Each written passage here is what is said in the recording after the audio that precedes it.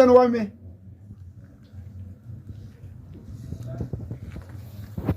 Sen, tay. Así que te tocó. Así que te. ¿Qué te tocó?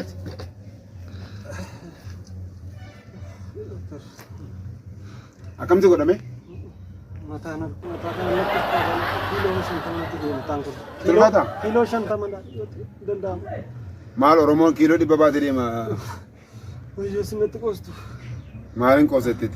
Akam duduk sih kita? Iya. Oh iya lama yo. Anak gua kam dah? Oh iya lah kamu mayu nak bara undi. Abidda. Segala kalau ni. Abidda jadi.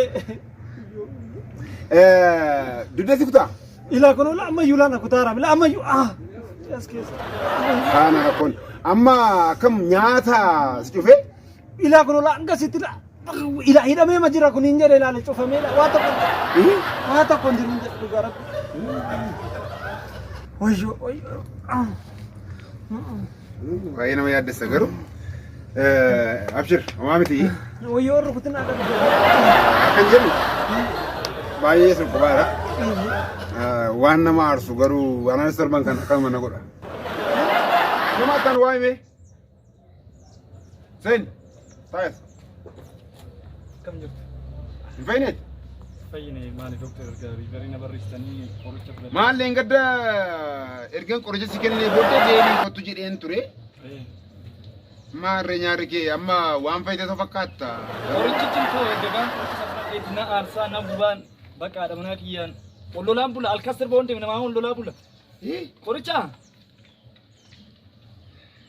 Jechuun erguma dhattee bitti anamma rifeenyi sii barreesse.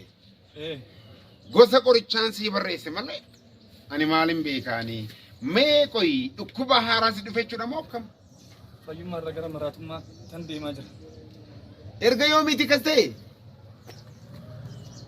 Maal jedhee isinitti moo erga gaafa guyyaa riifarinaa barreessitaniitii qoricha fudhadhee isiniin jechaa jira. Okay, dhiisi. Bareen jira. Tasgabbiin qabu. Nama na ollola. Haadha manaa kiyama ollola. Isin nu olloluu nan danda'a. Dhukkubni kee kun kan dhufe? Anarraa yookaan qorichicharraa utuu hin taane erga kaffaltee rasiitii ittiin kaffalte nagee kanaaf kan galee amma obsa godhu deemi. Haa ta'u. Maal namni kun wayyaa keessa maraatiin wayii.